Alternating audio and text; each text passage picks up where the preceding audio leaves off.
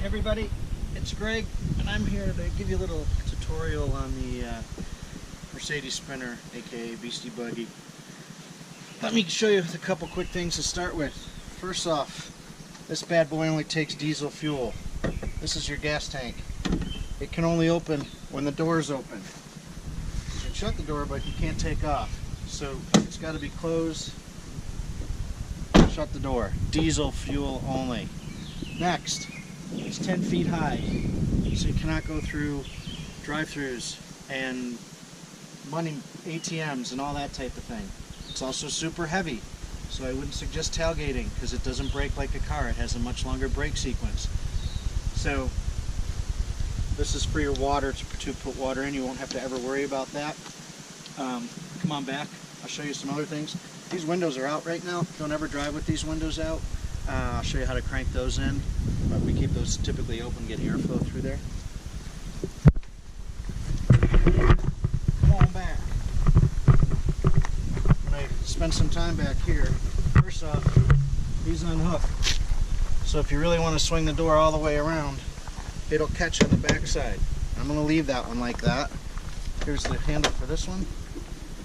And it'll catch like that. So sort of the back.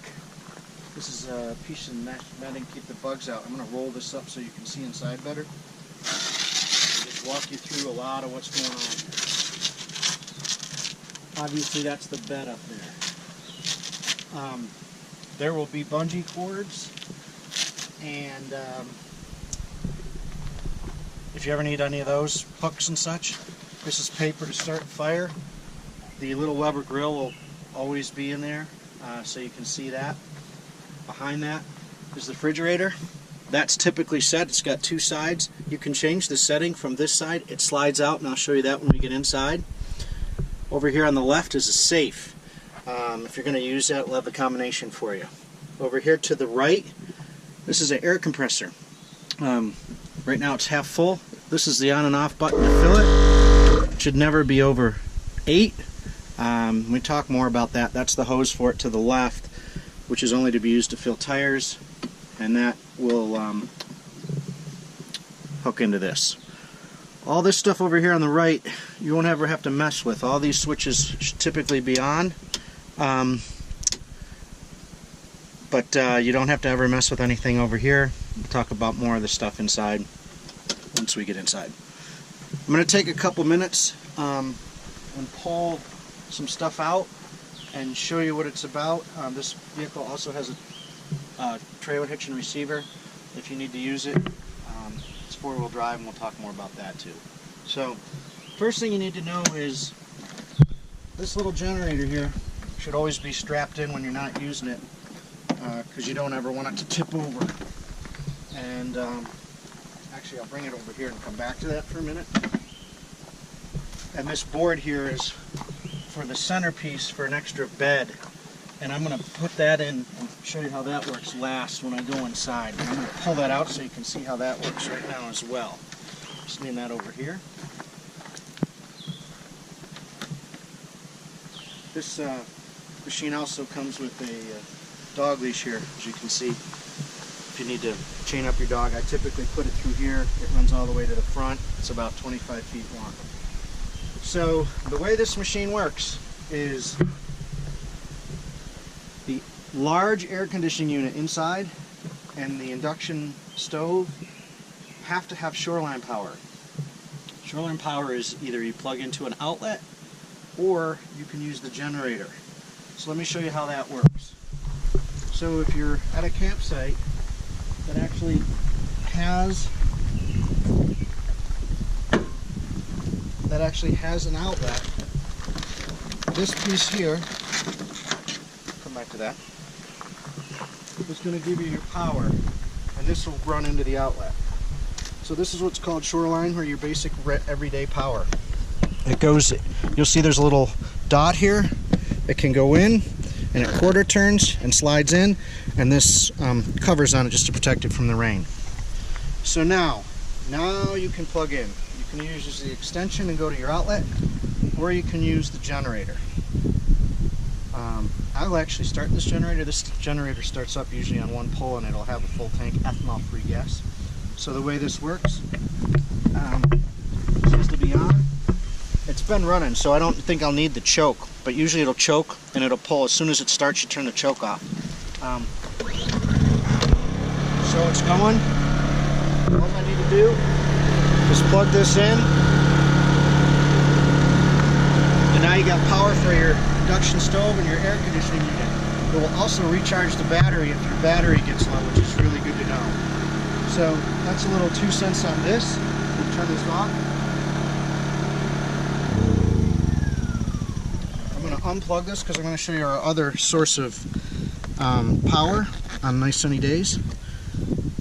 So anyway, this unit here always stays in the back inside the netting, so you know where it is.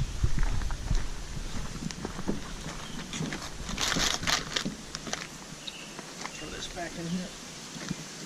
Next, I'm going to show you the solar unit. The solar unit's a little bit heavy. I can get it out. I suggest if you got 2 people, you work on it together. So it is also bungeed in.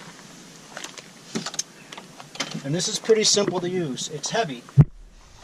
So take it out really careful. It's got a handle on it so you can carry it.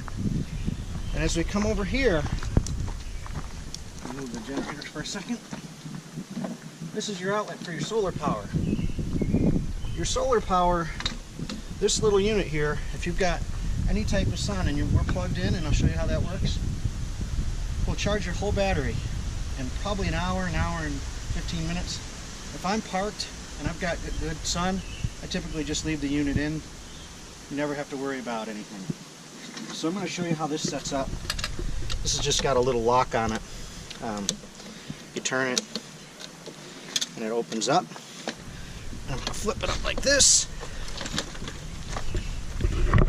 This has over a 20-foot cord. These are your stands. The sun is actually facing over here right now.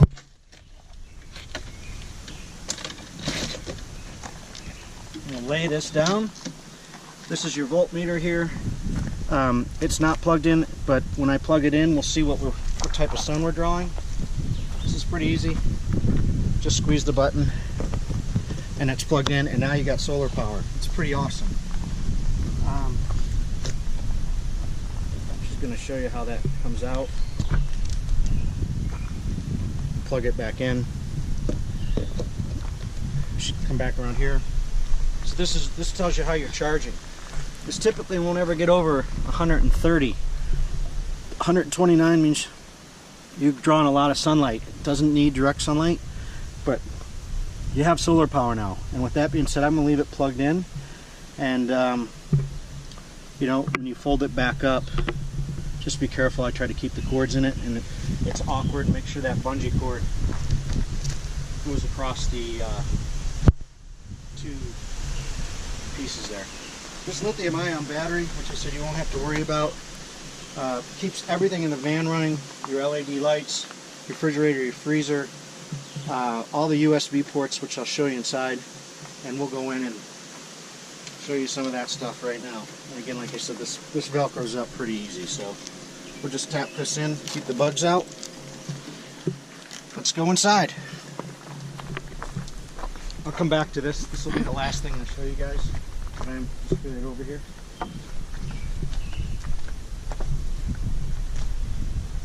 This rug's always good to have.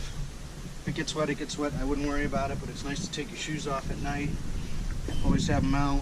It just makes it so much easier. 4-wheel drive, and so we'll talk about that again. The windows are open. I'm going to leave this door open. So let's come on in here for a second.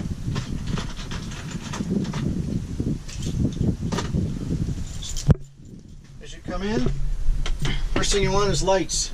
This is your light switch. They dim and they go up and down. So you can leave those on, they don't take any power. Sort of how that works. These are USB ports. These are USB ports over here. This reading here is your battery power. I'm not going to get into all the specifics, but if it ever gets below 11, you should probably plug in the generator or the solar power and use it.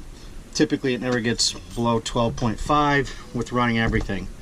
These are also like regular cigarette lighter type outlets as well. You don't have to worry about this. This is the inverter for the solar. And this is your remote control for the fan. I typically don't use that, but you're more than welcome to from the bed. Let me get this going here. So this blows in or it blows out based on the current you want and the speed you want. If it rains really, really hard, it will shut off automatically. So don't freak out if it does shut off if it's pouring rain. We typically, when we have the van closed, have the windows open and have the air suck out to draw in the cool air. So it's pretty simple to use. I don't recommend driving with the van with this up either. So I'm going to shut this off. Come back to that while I'm up here. Got all these nice cubbies. You just heard that. They sort of lock into place. You can use all sorts of storage. I'm not going to get into what's in them right now, but there's all sorts of paper plates and all that type of stuff. So just make sure when these are closed, they clip pretty good. And otherwise stuff will fly out when you go around a turn. Okay, here's your eating area. A couple things you need to know about this. This is your Frigerator Freezer. It slides out. It's heavy, so you don't really want to drag it, and it won't move. It locks into place with this little silver knob, and you can pull it all the way out. We typically use it as a refrigerator. You can switch sides based on the temperature back here, but it's set at about 37 degrees on one side and 39 on the other. Lots of storage. Awesome unit. Dometic unit. One of the biggest they make. When you slide it back in, just make sure it clicks into place so it doesn't slide out when you're driving. So here we are. Got all sorts of storage. You want to eat, your table pulls out. This table's not to stand to get up into the bed, and we'll talk about that in a little while. But here's your table. It'll hold pretty much anything. You can squeeze 4 in if you had to. If this van is on a slope this way, backwards, it might slide towards an in. There is a wedge, like a door wedge that you can stick in here that holds it open. So, little shout out to my friends at Chestnut Forge and Furniture for this spectacular table that they made and all the help they did on the van. So it's not something I asked for, and it's a pretty special part of the van. So, so there's our eating situation. There's storage under here, just so you guys know. You really don't need to get in here, probably. There's a coffee maker in here, typically, and there are tools in here if you need any tools. And if you ever get in a situation where you're sort of on bad slope, there are some balancing things for the tires. They're not giant, so it'll give you a couple degrees, but not a whole lot if you need to level out the van. So that's sort of that. Bed is up here. You guys can see the cubbies. I'll let her slide up here and see that screen's up. Definitely keeps the bugs out. These windows slide open. Awesome ventilation. You can put your phones in this back netting. We've tried sleeping both ways. We prefer to sleep at this end. There are USB ports at the other end. There was a step here, so you've got handles and you can step up, and that step's also outside the van. I didn't use it today, so you'll see that as well. So there's a step. You can climb up in. I recommend keeping that at night so you can get out. That's sort of where we're at. This is our air conditioning unit. This is the big unit. This unit should only be run if you have shoreline power, per my previous conversation. It'll cool the van off pretty quickly. It's pretty self-explanatory, and it blows a lot of cold air. So if it's super hot, we have not really had to use this, and we live in the southeast. But if we park, you want to park for 3 or 4 hours, and it's super hot. The van's super well insulated, so if you have all the doors closed, it'll keep it pretty cool. So just this unit needs to be run off the shoreline. So here's our air conditioning unit. I'm going to come over here and talk a little bit about, this is your induction stove unit. Again, shoreline power, and we'll come back to that. You have to use the proper pots and pans, and it has to be on, basically on the burner before it'll turn on. So make sure you put this on, turn the unit on, you can go ahead and cook. As you pull the pot off, it sort of shuts off, but it gets hot very quickly. Here's some of your windows. These do not lock. They just crank in, so when you're driving, you want to keep these cranked in, just not too tight, but just tight enough to give a little pressure. And if you're parked, based on your weather, you can leave them open. The rain will not come in. You got all sorts of storage down here, silverware and such. Sink. We got 2 water sources in this van. This is your sink right here. Basically, comes up, turn it on. It will not run unless this switch is on, which is your pump. Turn that on, and you get water. Okay. You got to make sure you turn this off because it will wear your battery down. So when you're done using it, make sure you turn that switch off. This particular water is filtered. You have about 24 gallons, so you can drink out of this water. Also, you don't want to ever put anything down the drain because all this, what they call gray water, gray tank, goes back into a tank so it doesn't go underneath the van.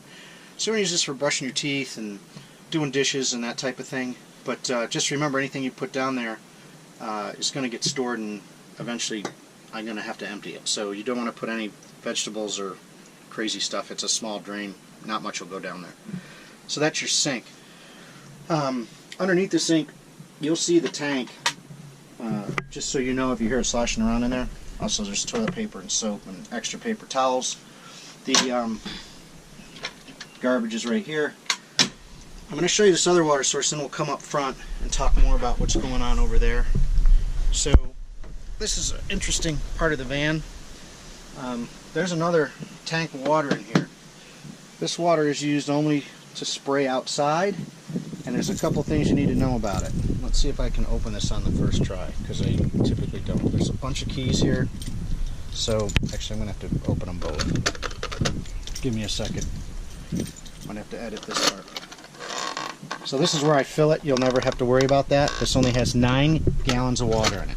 So you got 9 gallons to play with. That's it. I'll get my glasses on. Sorry. Might even have the wrong key. So give me a second here. Bad for me. Alright, so here's your hose. This is for outside. This is pretty cool. You can fill your water bowls, and you can wash your feet off or whatever you want. Again, this has a pump. Here's your button. Turn that on. You got to turn the hose on here. So you turn this unit on, and you got water. It's pretty sweet. And you can turn it off here.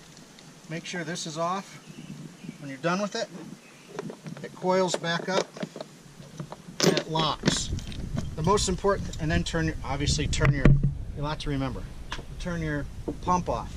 You cannot leave the keys in or this open if you shut the door. You'll rip the keys out, or you'll break these covers off. So make sure you always have these closed and there's no keys in them when you're not using them. I'm going to talk about the extra seating capacity here in a minute. I'll show you how this works. If you guys want to peek back up in here. Again, a step is not there today. So the way this works, this slides in.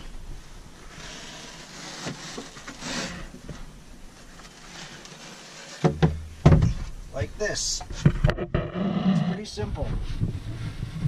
So now you've got these go perpendicular to the other. These cushions go perpendicular. Now you can sleep someone sort of diagonally, some kids, whatever you want. So there's your extra seating. Again, more USB ports right here. Your power reading. You can turn that off if you want. So more USB. There's a lot. There's a flashlights over here. There will be all sorts of things for you to use. Let's see. I'm going to come back over here. This chair, a couple things you need to know here. This is another outlet for compressed air. You might not need it. You probably won't. We use it to clean out the van. The hose is typically right here. It plugs in. We spray out a lot of the dust and stuff. This chair also swivels, and it goes all the way around. so you have extra seating. It needs to slide up before, but it'll swing all the way around and you can sit here and have extra seating. As for the van itself, it's not too wide, it's heavy, super comfortable seating. There's a USB port up here to charge your phone. It's got navigation in it. It's pretty self-explanatory. Owner's manuals are always in the glove box. You should not need, here's your air conditioning and locks and such. The only thing I really think I need to explain to you is basically when it's on and it's diesel, quiet, you can let it run like this for as long as you want to. It's made to run standing still, so if you want to sit here and let the air run off this unit for as long as you want, you can. It has to be in neutral to really be in four-wheel drive. And then you're going to just set this button here if you really want to use it. You shouldn't really have to. Again, if you have any questions about that, we can talk about it. It's in the owner's manual. The other thing I do recommend too is here's your parking brake. If you're anywhere not moving, I would always have your parking brake on. So, sort of the gist of the van. There's storage up here. There's storage in the doors. These are awesome. They come up and down. Pretty easy stuff compared to what else you got going on. And that's sort of the whole kit and caboodle. It's pretty special. We're happy to have it and treat it like it's like your own. I hope you guys have an awesome experience. Thanks.